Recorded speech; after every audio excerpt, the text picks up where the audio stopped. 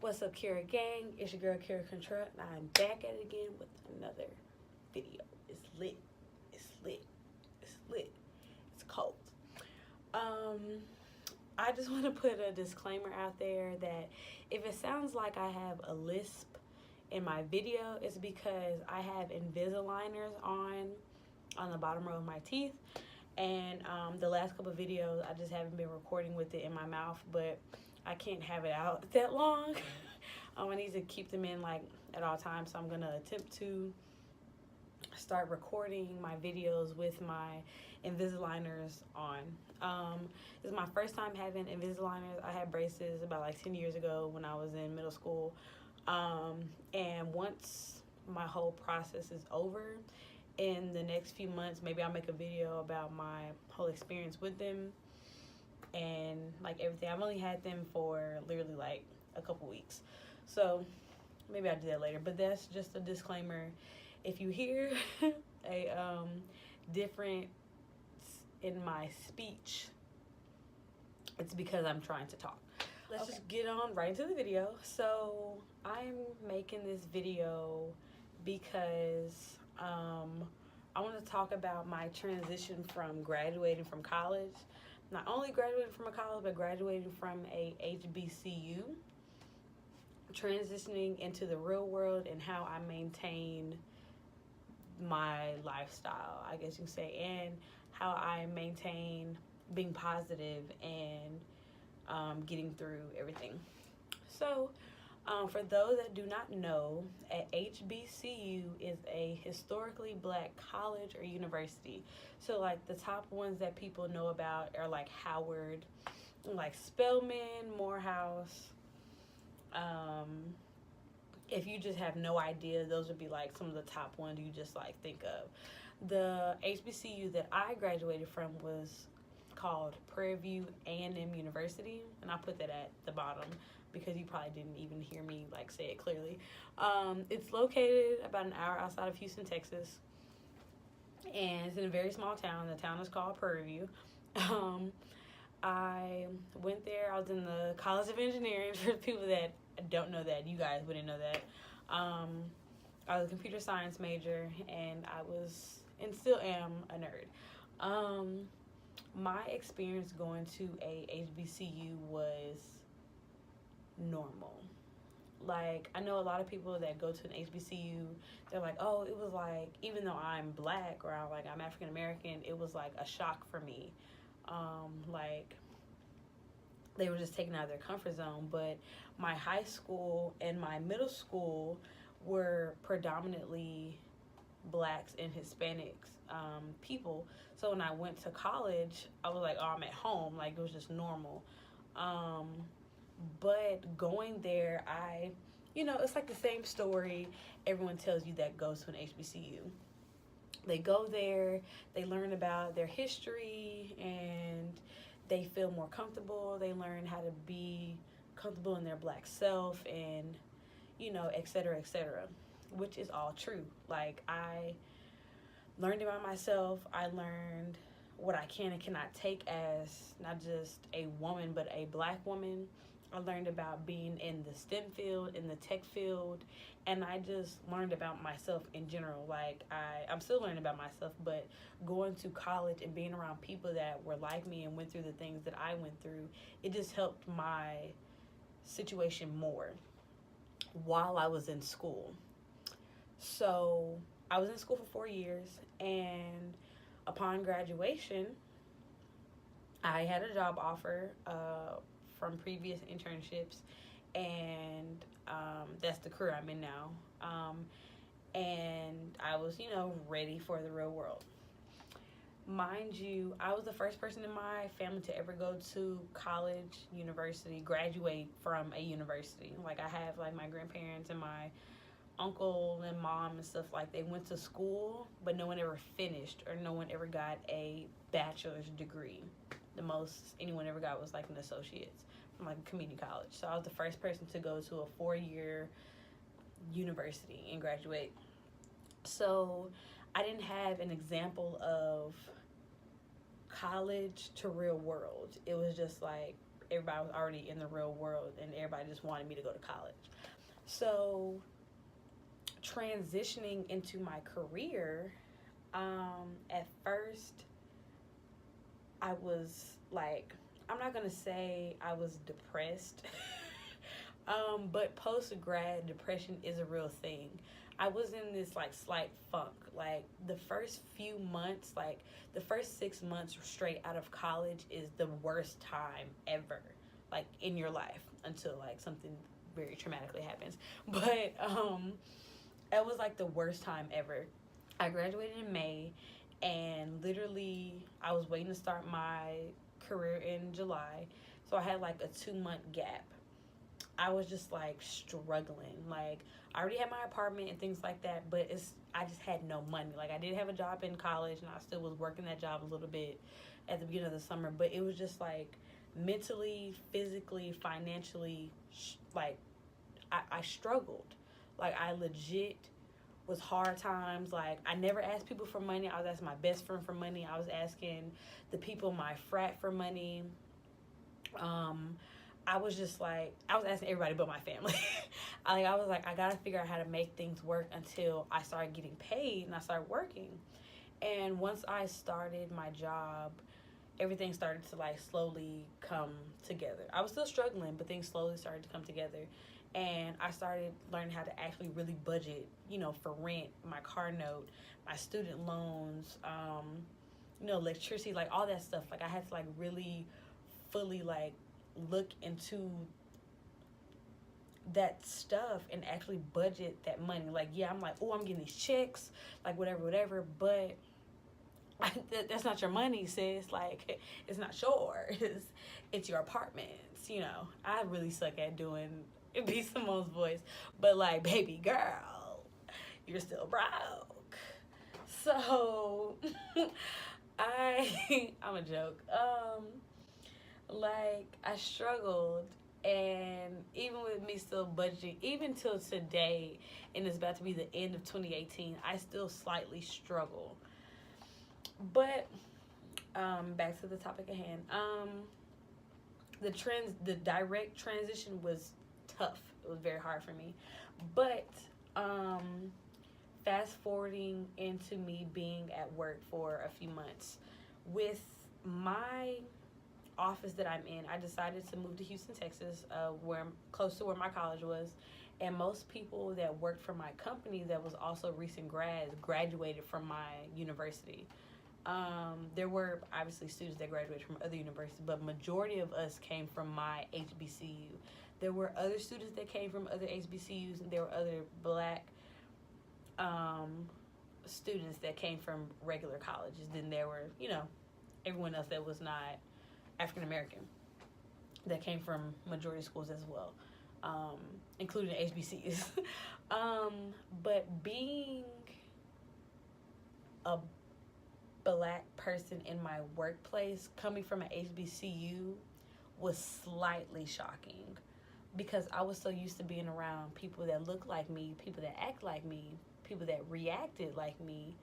When I went to work, I was like, I can be myself, but I can't be myself. Like, I'm not putting on a different face. Like, I'm not like, hi, my name is Dakira, instead of like, hey, bro, my name Red. Like, it wasn't like that, but I had to adapt differently than I normally would. And it took a minute for me to get back in that, because I was so used to being around my peers all the time, every day, instead of just for like a short, like your internship is like 2 or 3 months. I was used to that for that time frame, but I was like, this is real work. There is no breaks. Like, this is what you're going to be doing. Like, there is no, oh, just the summer and like, that's it. Like, this is your job. So transitioning and getting adapt to like the real world and the people was not difficult, but it took a minute. Like, I still, even to this day, flock to people that look like me. It's not always okay, but I still do that because I'm comfortable. Like, I'd rather be comfortable than uncomfortable, obviously, but sometimes it's not always a good look for us to flock with one another, but it also depends on the situation and the scenario. My advice that I'm giving you may not be tailored to your situation, but it could generally help you and how to move forward in your struggles that that you're possibly dealing with. So I just got this mindset just a few months ago. Like 2018 was like a real eye opener for me. Like 2016 was a terrible year for me. 2017 was the year I was like, I'm going to get my stuff together. And then halfway through 2018, I realized that I am who I am. I am that girl, and I'm going to do what I want to do, and I'm going to be happy doing it. So I started going back to church. I found a church home in January 2018 in Houston. I started going to church, started going to Bible study, trying to like read about my word and like understand like all the things like my grandmother used to teach me when I was little, and like understanding for myself, and that really changed my mindset on a lot of things. But it didn't really click in until I got baptized this summer in July, and that was the turning point of my attitude in my life. In July, it's like it just cranked up. I don't know if people noticed or if they didn't, but I noticed. I noticed that I don't need to be upset.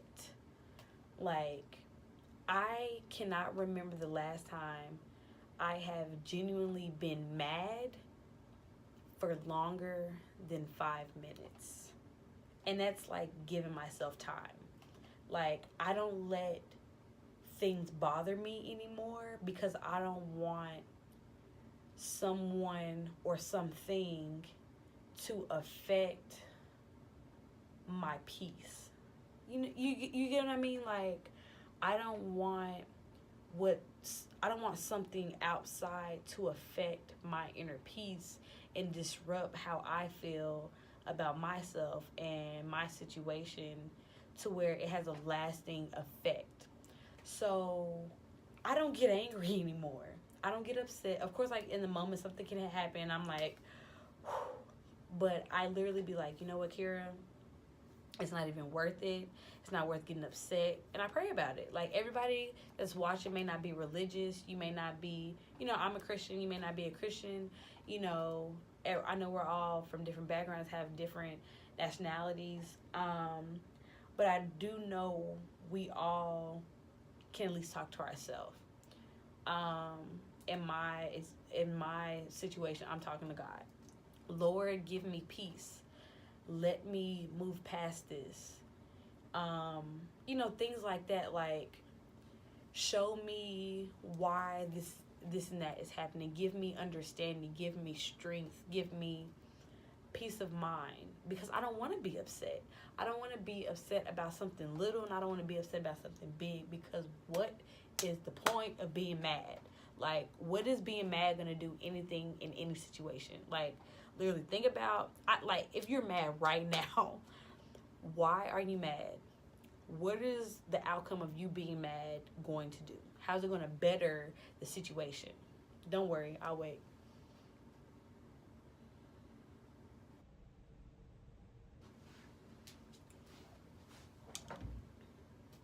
Y'all still mad? I'm just saying, what is it going to do? Nothing. Like, it's not going to do anything. So I keep my sanity and my peace dealing with work, YouTube, people, by praying. Like, literally. And just asking for that healing spirit, that peaceful spirit. Also try to surround myself around people who are like-minded like me. And in the video, like, you cannot be upset. Stop dwelling on the past. We all go through things. I'm going on like a mini rant right now. I know we all go through things. We all have been hurt, heartbroken, distraught, left out, everything. But if we keep dwelling on the past and not moving forward, you're gonna be stagnant. You're gonna be stagnant. I cannot stand a stagnant person, whether it's on purpose or it's not. You have to keep moving. Why would I dwell on something that happened 5 years ago? What is that doing for me? It's not doing anything. Why would I be upset because somebody, like, it's a lot of people, like, just a small example. There are a lot of people that you'll walk by on the street, at work, in the grocery store, whatever, brush by you, anything, and don't say excuse me. Like, one of my biggest pet peeves is not saying excuse me. In that moment, that 30 seconds, I'm like, did she just not say excuse me? and I'm like, you know what? It's not even worth it, bro. It's not even worth it. And my mind, like, I literally trained my mind to realize that you can't be mad more than a minute, bro. Like, if you still mad, there's an issue, and we need to go have a conversation with ourselves. I sound crazy, but that's literally how my mind works now. It will not allow me to get angry to a capacity to where I'm going off. I'm getting upset. I'm yelling. I'm dwelling because I don't want to. I want to be happy. I want to enjoy my life. Like, of course, like I said, bad things are going to happen, but you don't have to let that situation define your situation. So the things that I do, like I said, I religiously, I pray, I ask God for strength and, peace to keep moving forward. If you're not religious, I just take the time out to sit back, evaluate the situation, and just keep it moving. Coming from an majority all black school to a mixed workforce, there's some type of peace you have to have with going. It's like hot to cold. You have to learn how to adapt, but you have to also learn there are different people in this world, that people with different social styles and different emotions and different ways of doing things. Everything's not going to go your way. You're going to be upset. You're going to lose your mind. Everything is going to go crazy. But you have to keep your peace. You have to find things that make you happy and keep your peace. If you want to read, sis, go to Barnes & Noble and get you a subscription to something. I don't know how Barnes & Noble works. I don't read books. But go get you a book. You want to watch movies? Redbox still a thing. Netflix is here. We got on demand. You want to draw? Go paint with the twist. Get you some books or something. You like doing makeup? Sis, do it. Like, start you a YouTube, something. There is something to get your mind off of all the bad things that you have going on. And then you're going to be good. Everybody's story is going to be different. Everybody's situation is going to be different. Some people's could be exactly the same how mine was.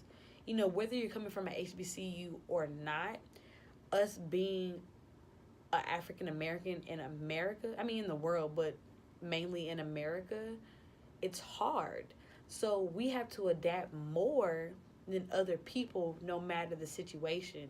So you have to get ready for adaptation and change. You can't be stagnant in the way you think, because once you get to the real world, once the real world slap you and whoop your ass, excuse me, I'm trying not to cuss, but once you get a real taste of the real world,